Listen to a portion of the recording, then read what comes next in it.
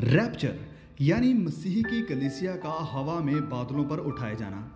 Rapture एक ऐसा event है जो ना तो अब तक कभी हुआ है और ना किसी दूसरे धर्म में ऐसी किसी शिक्षा के बारे में सिखाया जाता है।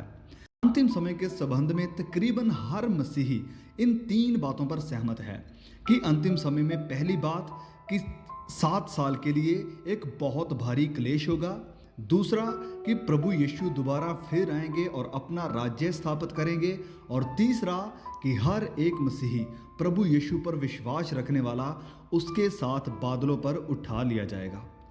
पर जो बात सवाल और विवाद पैदा करती है वो ये है कि भारी क्लेश और प्रभु यीशु के दूसरे आगमन के संबंध में ये रैप्चर कब होगा। क्या रैप्चर भारी क्लेश के पहले होगा या फिर उसके बाद? तो रैप्चर को लेकर मसीही लोग 3 बुनियादी सिद्धांतों को मानते हैं। पहला है प्री ट्रिबुलेशन रैप्चर, मतलब कि 7 साल के इस भारी क्लेश के शुरू होने से पहले ही कलीसिया को उठा लिया जाएगा। कलीसिया को क्लेश से होकर गुजरना नहीं पड़ेगा। दूसरा है मिड ट्रिबुलेशन रैप्चर। यह ग्रुप मानता है कि कलीसिया 3.5 साल के लिए क्लेश से होकर गुजरेगी और फिर रैप्चर होगा। और तीसरा है पोस्ट ट्रिबुलेशन रैप्चर। यह ग्रुप का विश्वास है कि कलीसिया को भी इस 7 साल के भारी क्लेश से होकर गुजरना पड़ेगा और फिर रैप्चर होगा, फिर प्रभु यीशु आएंगे। तो इन तीनों में से 2 सबसे प्रमुख हैं। पहला है प्री ट्रिबुलेशन रैप्चर और दूसरा पोस्ट ट्रिबुलेशन रैप्चर। तो सबसे पहले हम देखते हैं प्री ट्रिबुलेशन को, जो कि सिखाता है कि रैप्चर भारी क्लेश से पहले हो जाएगा। इस सिद्धांत को मानने वालों का कहना है कि प्रभु यीशु अपने दूसरे आगमन से पहले जब वो पूरी दुनिया के सामने जाहिर होंगे तो वो एक बार गुप्त में आएंगे और अपनी कलीसिया को उठाकर ले जाएंगे। और ये लोग रैप्चर और प्रभु यीशु के दूसरे आगमन को 2 अलग अलग इवेंट बताते हैं कि पहली बार जब प्रभु यीशु गुप्त में आएंगे अपनी कलीसिया को लेने के लिए तो वह रैप्चर होगा, और जब दूसरी बार आएंगे सबके सामने अपना राज्य स्थापित करने के लिए तो वह दूसरा आगमन यानी सेकंड कमिंग होगी।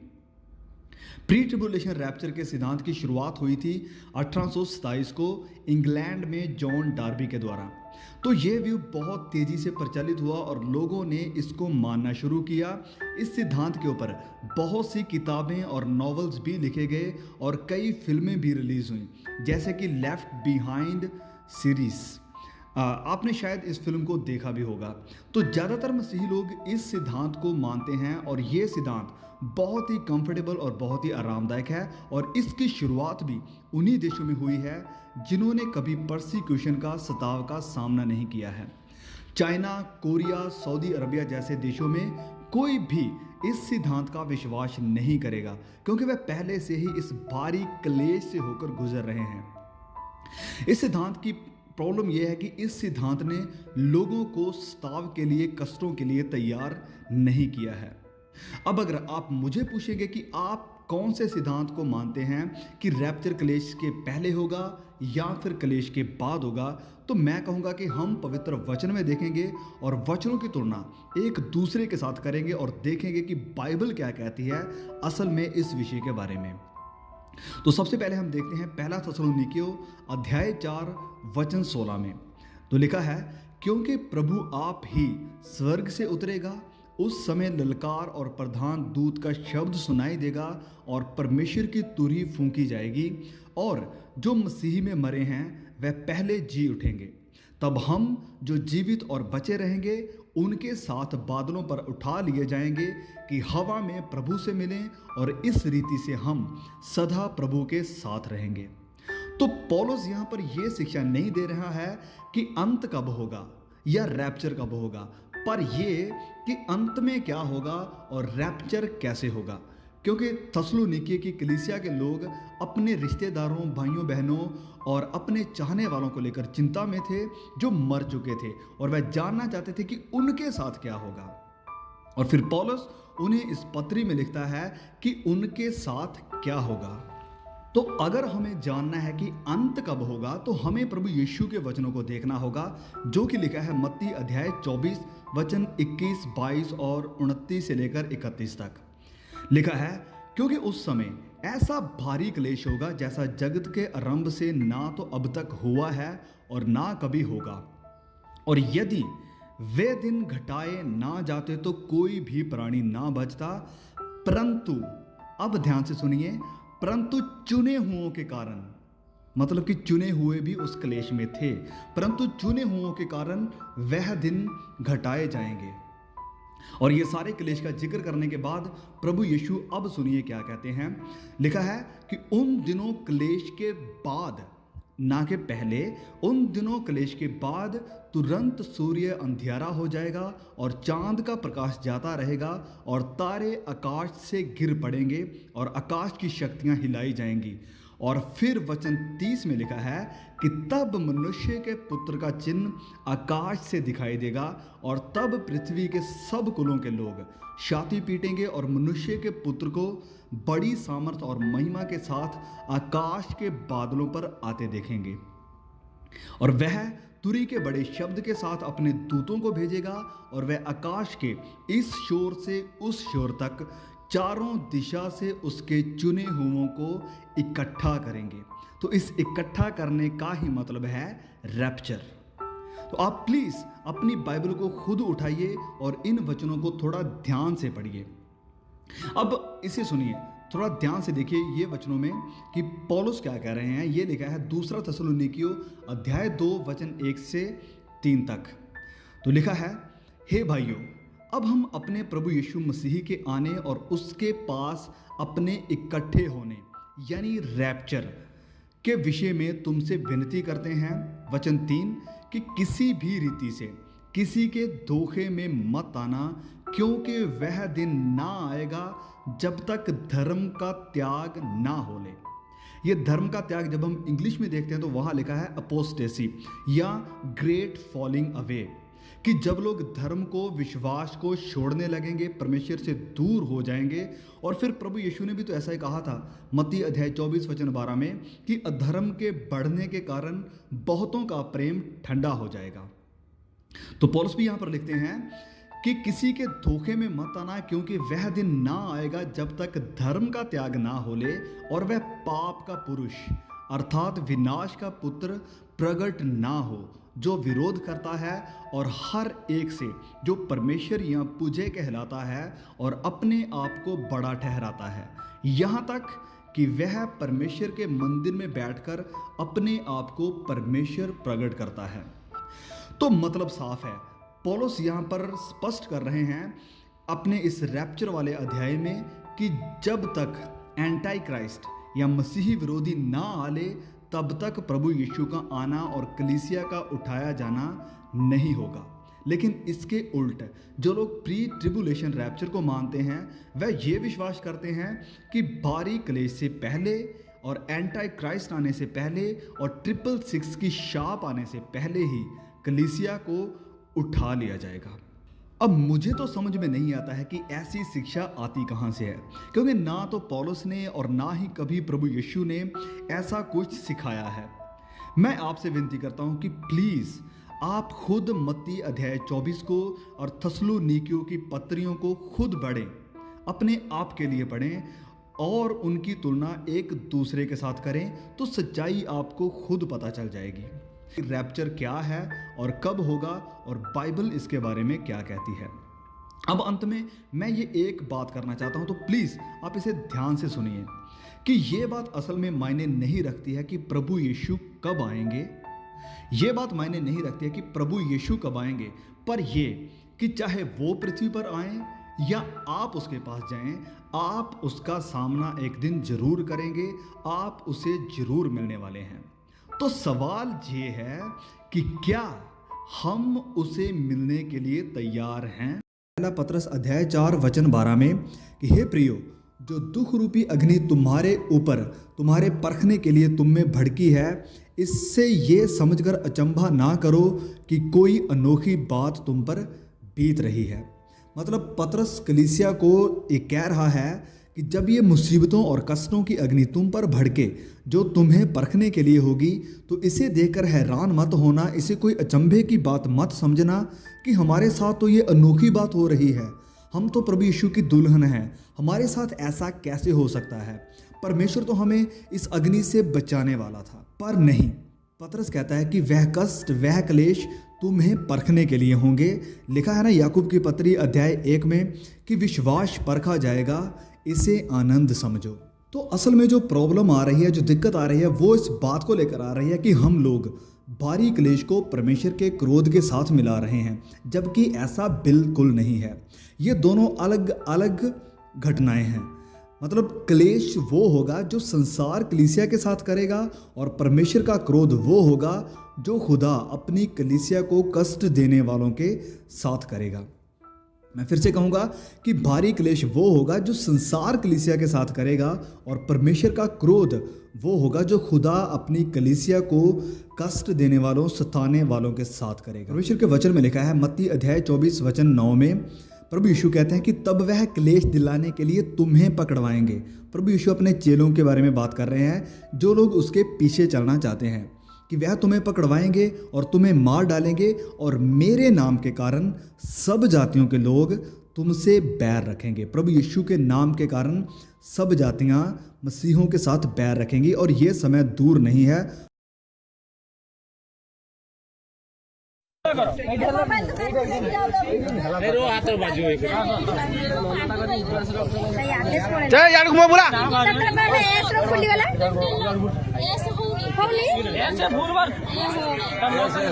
ଦେଖନ୍ତୁ ନୀଳଗିରି ଦେବସେନା ଆଜି ଆସିକି ଏଇ ଜାଗାରେ ପହଞ୍ଚିଛି। ଏଇମାନେ ସବୁ ଧର୍ମାନ୍ତରୀକରଣ କରୁଛନ୍ତି। ଆମେ ଦିନ ରାତି 24 ଘଣ୍ଟା ଆମ ରକ୍ତକୁ ପାଣି କରିକି ଉପାସ ଭୋକରେ ଆମେ ଆଜି ଧର୍ମକୁ ଲଢ଼େଇ କରିବା ପାଇଁ ଧର୍ମ ପଛରେ ଧାଇଥିବା ବେଳେ ଏମାନେ କୁଚକ୍ରି ଆସିକି ଆମ ସମାଜକୁ ନଷ୍ଟ କରୁଛନ୍ତି। ଆପଣମାନଙ୍କ ଏରିଆରେ ଯଦି ଏଇଭଳିଆ କିଛି କୌଣସି ଜାଗାରେ ଘଟଣା ଦେଖୁଛନ୍ତି, ତୁରନ୍ତ ଆଜ୍ଞା ଆମକୁ ଟିକେ ଖବର ଦେବେ। ଆମେ ନିଶ୍ଚିତ ଭାବେ ଆପଣଙ୍କ ପାଖରେ ନିହାତି ପହଞ୍ଚିବୁ। ଦେଖନ୍ତୁ ଆମ ସମାଜକୁ ଯଦି ଆଜିକା ଦିନରେ ଆମେ ସମାଜକୁ ନ ଦେଖିବା, କାଲି ଆମ ପିଢ଼ି, ଆମ ପୂର୍ବପିଢ଼ି ପୁରା ନଷ୍ଟ ହେଇଯିବ। ଆପଣମାନେ ଦେଖନ୍ତୁ ଏଇଠି ବାଂଲାଦେଶ କି ଘଟଣା ଘଟିଗଲା। ତେଣୁ ଆପଣମାନଙ୍କୁ ମୁଁ ନେହୁରା ହେଉଛି, ଏଇଭଳିଆ ଯଦି କୁଚକ୍ରି ଆସନ୍ତି ତାଙ୍କୁ ଧରିବେ, ଆଉ ଆମମାନଙ୍କୁ ଟିକିଏ ଖାଲି ଖବର ଦେବେ। बोलो भारत माता की जय, जय श्री राम, जय श्री राम, जय Shri Ram.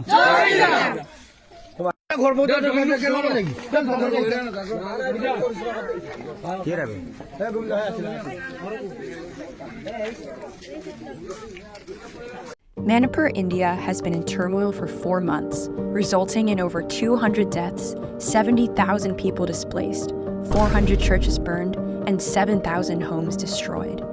The conflict pits the Hindu majority Métis community against the Christian minority Kuki-Zo tribal community. Christian tribals have borne the brunt. Many remain in relief camps, facing daily struggles, particularly the sick, children, and women. Government measures have segregated communities and hindered access to services like medical treatment. Pray for reconciliation, relief efforts in hard-to-reach areas, the well-being of children and the sick, and the church in India.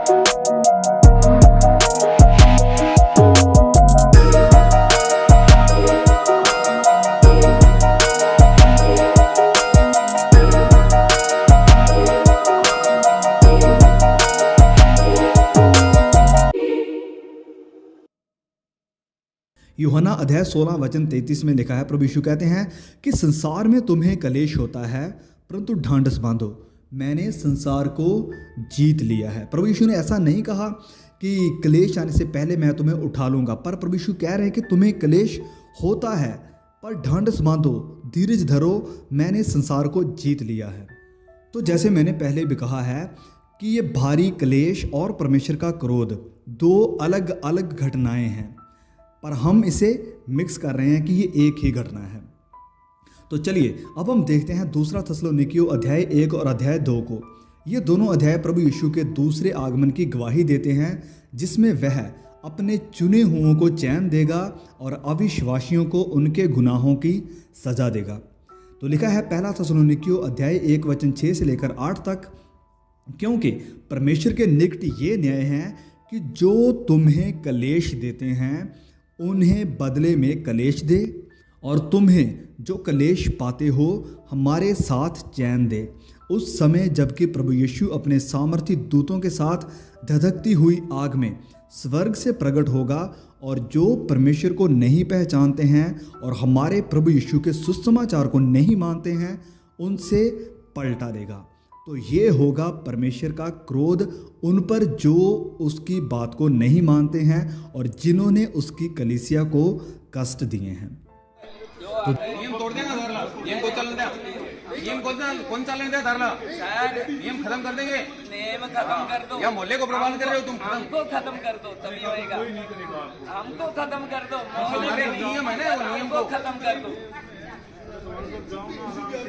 हमको खत्म कर दो, उससे बढ़कर रहना कुछ नहीं होता है। उसको निकलवाओ सर। रोजी उसका पूरा एड्रेस बताओ, शिशु बिहार में कंप्लेंट डाल दूंगा ना मैं, उसका पूरा एड्रेस बताइए रोजी का। अरे रोजी का ये उसका अधिकारी ये क्यों रविंद्र सिंह भी रहे ना सर, ये आड़ा भाई रोजी का एड्रेस तो बताओ, ये भी बिट में रहता है। सबके लिख के भेज देंगे। आप रोजी को बताओ क्या नाम, एड्रेस बताओ बताइए। नहीं कोई लिखो नहीं, लिख के डाल देंगे। अभिनेत सर और ये बलेश सर, एक ये वर्गीस आप रोजी का एस्पेक्ट लिख लीजिए, हम आपको पूछ रहे हैं आदमी एस्पेक्ट 2 यूनिट दिएगा तो 2 यूनिट में 2 लिखी जाएंगी।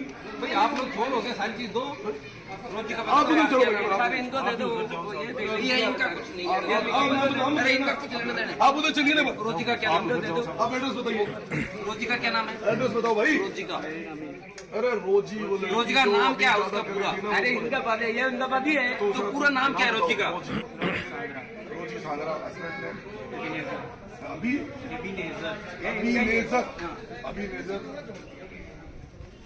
नेजर आपकी एज क्या होगी? 36 और उसकी कितनी है? अभी नेजर आपके फादर का क्या नाम है? उम्र कितनी है? राजशेखर। और आपका एड्रेस बोलिए। उम्र कितनी है रोजी की? रोजी की क्या है? और आपका एड्रेस? फ्लैट 103 शुभम इंक्लेव कहाँ हुआ? रानी सती मंदिर के पीछे। अगले मानते नहीं होने देंगे बिल्कुल भी, चाहे कोई भी हो, चाहे नहीं होने देंगे। वो चाहे विरोध करे या नहीं करे हम विरोध करेंगे, वो चाहे विरोध करे या नहीं करे हम करेंगे विरोध, नहीं होने देंगे। यहाँ पे बंद करना पड़ेगा, बंद करना पड़ेगा, नहीं होने देंगे चाहे कोई भी हो। और ये दुकान बंद करा के रहेंगे, ये दुकान बंद करेंगे, ये दुकान नहीं होने देंगे, दुकान यहाँ पे चाहे कोई भी करेंगे। नहीं ये दुकान बंद कराएंगे, नहीं बिल्कुल नहीं चलेगी ये दुकान, फायर भी करेंगे, सब कुछ करेंगे, सरकार हमारे ऐसे ही करते हैं। जोर से बोलो, दुकान चल रही है, दुकान चल रही है,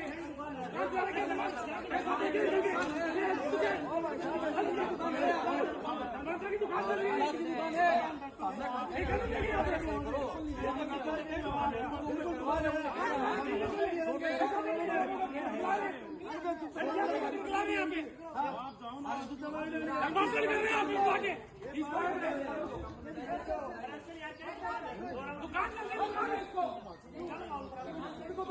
बंद करेंगे,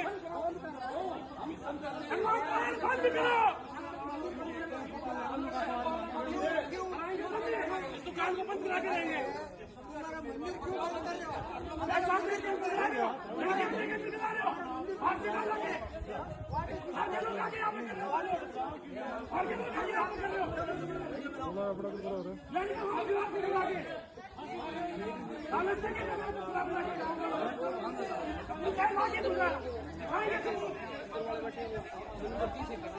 सबूत लाके दिखाएंगे,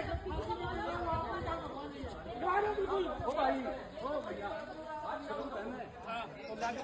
2 मिनट देंगे, रोड़ा मचाए तो कीमत रोड़ा का मचाएंगे, डिस्टर्ब होगा, रोड़ा मचाए तो कुछ नहीं होगा, ठीक है। सबूत है पुलिस में दे दे और साथ हम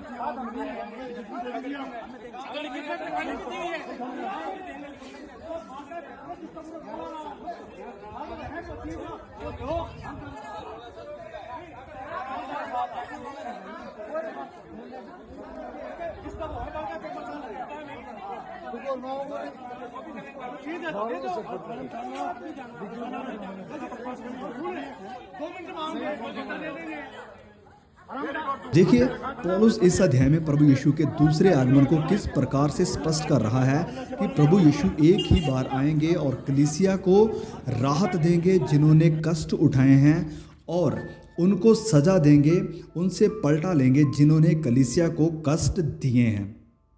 तो पौलुस तो यहाँ पर पूरी तरह स्पष्ट है कि प्रभु यीशु स्वर्ग से प्रकट होंगे, 2 बार नहीं वरन एक ही बार। अब देखते हैं दूसरे वचन को, जो है दूसरा थस्सलुनीकियों अध्याय 2 वचन 1 से लेकर 3। लिखा है, हे भाइयों, अब हम अपने प्रभु यीशु मसीह के आने और उसके पास अपने इकट्ठा होने के विषय में तुमसे विनती करते हैं कि किसी आत्मा या वचन या पत्री के द्वारा, जो कि मानो हमारी ओर से है, ये समझकर कि प्रभु यीशु का दिन आ पहुंचा है, तुम्हारा मन अचानक अस्थिर ना हो जाए और ना तुम घबराओ। किसी रीति से किसी के धोखे में ना आना, क्योंकि वह दिन ना आएगा जब तक धर्म का त्याग ना हो ले और वह पाप का पुरुष अर्थात विनाश का पुत्र प्रकट ना हो। पिछले वीडियो में मैंने आपको पहला थस्सलुनीकियों में जो रैप्चर का वचन है उसकी बैकग्राउंड, उसका कॉन्टेक्स्ट बताया था कि उस कलीसिया के लोग अपने परिवार वालों को लेकर चिंता में थे, परेशान थे कि उनके साथ क्या होगा। तो पौलुस उन्हें लिखता है कि हम जो जीवित हैं कभी भी उनसे पहले नहीं होंगे। जब प्रभु यीशु आएंगे तो सबसे पहले मुर्दे जी उठेंगे और फिर हम जो जीवित हैं प्रभु के मिलने के लिए बादलों पर उठा लिए जाएंगे। पर पौलुस की उस पत्री के बाद थस्सलुनीकियों की कलीसिया में कुछ लोग ये झूठी शिक्षा फैलाने लगे कि प्रभु यीशु तो आकर चले गए हैं, रैप्चर तो हो चुका है। जैसे आज भी कई झूठे कल्ट ऐसी शिक्षा फैला रहे हैं कि प्रभु यीशु आ चुके हैं, उसका दूसरा आगमन हो चुका है। तो पौलुस थस्सलुनीकियों की कलीसिया को सिखाने के लिए और उन्हें सावधान करने के लिए ये दूसरी पत्री लिखता है और कहता है कि किसी रीति से किसी के धोखे में ना आना, क्योंकि वह दिन ना आएगा जब तक धर्म का त्याग ना हो ले और वह पाप का पुरुष अर्थात विनाश का पुत्र प्रकट ना हो जाए। तो इसी पत्री में पहले अध्याय की तरह प्रभु यीशु का आगमन सिर्फ एक ही बार बताया गया है, जो कि अभी तक नहीं हुआ है, क्योंकि वह विनाश का पुत्र जो एंटी क्राइस्ट है अभी तक प्रकट नहीं हुआ है। तो अब हम देखते हैं सबसे प्रचलित वचन को, जिसे कई लोग समझते हैं कि यह रैप्चर है पर प्रभु यीशु का दूसरा आगमन नहीं है। तो लिखा है, क्योंकि प्रभु आप ही स्वर्ग से उतरेगा, उस समय ललकार और प्रधान दूत का शब्द सुनाई देगा और परमेश्वर की तुरही फूंकी जाएगी और जो मसीह में मरे हैं वह पहले जी उठेंगे। तब हम जो जीवित और बचे रहेंगे उनके साथ बादलों पर उठा लिए जाएंगे कि हवा में प्रभु से मिलें और इस रीति से हम सदा प्रभु के साथ रहेंगे। तो सबसे पहली बात, इस वचन में जो मिलना शब्द इस्तेमाल हुआ है कि प्रभु से मिलें, नए नियम में ये और भी 2 जगहों पर इस्तेमाल हुआ है, जिसका असल में मतलब है कि किसी एक भीड़ का या एक ग्रुप का किसी के स्वागत में मिलने के लिए जाना और फिर उसके साथ वापस लौटना। तो ऐसे ही जब हमारे उद्धारकर्ता का आगमन होगा तो उसके स्वागत में सब विश्वासी बादलों पर उठा लिए जाएंगे उसे मिलने के लिए, और फिर उसके साथ वापस लौटेंगे जब प्रभु यीशु संसार को सजा देंगे और अपना राज्य स्थापित करेंगे। और दूसरी बात, लोग बोलते हैं कि पहला थस्सलुनीकियों अध्याय 4 वचन 16 वाले रैप्चर में प्रभु यीशु गुप्त में आएंगे। आप ज़रा इन वचनों को खुद पढ़िए और देखिए कि इसमें क्या गुप्त है। यहाँ पर तो लिखा है कि उस समय ललकार और प्रधान दूत का शब्द सुनाई देगा और तुरही फूकी जाएगी, और फिर प्रभु यीशु भी मत्ती अध्याय 24 में कहते हैं कि तुरही फूकी जाएगी। और फिर दूसरी बात, प्रभु यीशु मत्ती अध्याय 24 में जब अंत के बारे में बता रहे थे तो उन्होंने सब बातों और सब घटनाओं का वर्णन कर दिया, पर वह ये बताना कैसे भूल गए कि मैं एक बार सीक्रेटली आकर आपको ले जाऊंगा, आपको क्लेश सहना नहीं पड़ेगा। वरन इसके उल्ट प्रभु यीशु ने कहा कि मेरे नाम के कारण तुम पर क्लेश आएगा। तो आइए अब पौलुस को थोड़ा और पढ़ लेते हैं। ये लिखा है पहला थस्सलुनीकियों अध्याय 3 वचन 3 से लेकर 4 तक, कि कोई इन क्लेशों के कारण डगमगा ना जाए, क्योंकि तुम आप जानते हो कि हम इन्हीं के लिए ठहराए गए हैं। अब अगर ये वचन पौलुस आज यूट्यूब पर बोल रहा होता तो कई लोग उसे कहते कि पौलुस आप गलत प्रचार कर रहे हो, हम पर क्लेश नहीं आएगा, हम क्लेश के पहले उठा लिए जाएंगे। पर देखिए पौलुस क्या कह रहे हैं कि कोई इन क्लेशों के कारण डगमगा ना जाए, क्योंकि तुम आप जानते हो कि हम इन्हीं के लिए ठहराए गए हैं। और फिर आगे सुनिए वचन 4 में, क्योंकि पहले भी जब हम तुम्हारे यहाँ थे तो तुमसे कहा करते थे कि हमें क्लेश उठाने पड़ेंगे, पर इस शिक्षा की वजह से कि क्लेश के पहले कलीसिया को उठा लिया जाएगा, बहुत तेरे ठोकर खाएंगे कि ये कैसे हो सकता है, हम पर स्ताव कैसे आ सकता है, प्रभु तो कहाँ है, वो वादा कहाँ है कि क्लेश के पहले हम उठा लिए जाएंगे और उस समय बहुत लोग विश्वास का त्याग करेंगे। प्रभु के प्रति लोगों की प्रीत ठंडी हो जाएगी, क्योंकि लोग कहेंगे कि हमारे साथ धोखा हुआ है। पर मेरे दोस्त, प्रभु ने हमारे साथ ऐसा कोई वादा ही नहीं किया है। इसीलिए अंतिम दिनों के बारे में बार बार लिखा है कि विश्वास जाता रहेगा। अब इन वचनों को थोड़ा ध्यान से देखिए और सोचिए। ये लिखा है 2 थस्सलुनीकियों अध्याय 2 वचन 3 में, क्योंकि वह दिन ना आएगा जब तक धर्म का त्याग ना हो ले। अगर आप इंग्लिश पढ़ते हैं तो आपको पता चल जाएगा कि इस वचन का क्या मतलब है। और मैंने पिछले वीडियो में भी बताया था कि धर्म का त्याग मतलब apostasy, the great falling away, जब लोग विश्वास का त्याग करेंगे।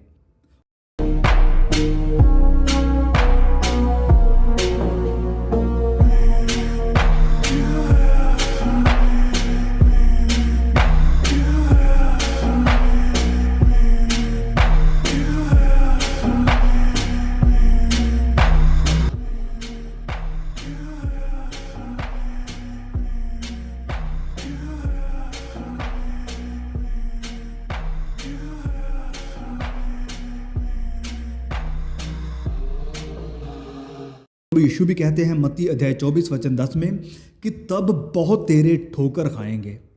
फिर 24:12 में, और अधर्म के बढ़ने के कारण बहुतों का प्रेम ठंडा हो जाएगा।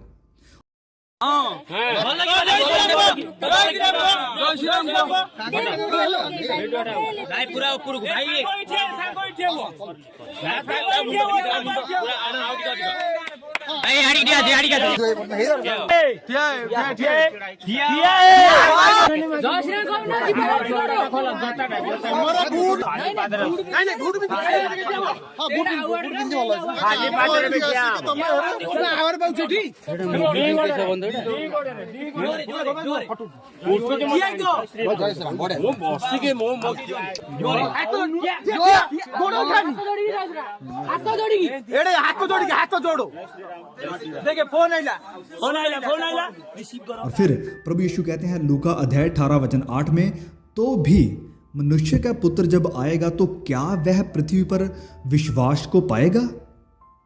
तो इस क्लेश से पहले रैप्चर वाले सिद्धांत का अटैक हमारे विश्वास के ऊपर है। पर फिर भी अगर आप इस शिक्षा को ही पकड़े हुए हैं तो मेरी आपसे विनती है कि आप तैयार रहें। अगर आपके ऊपर क्लेश आए या जब आपका विश्वास परखा जाए तो धीरज धरना, क्योंकि इन सब का वचनों ने बार बार वादा किया है। एक अंतिम वचन मैं पढ़ूंगा, ये लिखा है 2 तिमोथियस अध्याय 3 वचन 12। ध्यान में रखे, ये लिखने वाला वही पौलुस है जिसको लोग कहते हैं कि इसने कहा है कि रैप्चर के पहले हम उठा लिए जाएंगे। पौलुस लिख रहा है तिमोथियस को, पर जितने मसीही यीशु में भक्ति के साथ जीवन बिताना चाहते हैं वह सब सताए जाएंगे। फिर से सुनिए, पौलुस कहते हैं कि जितने भी मसीह यीशु में भक्ति के साथ जीवन बिताना चाहते हैं वह सब सताए जाएंगे।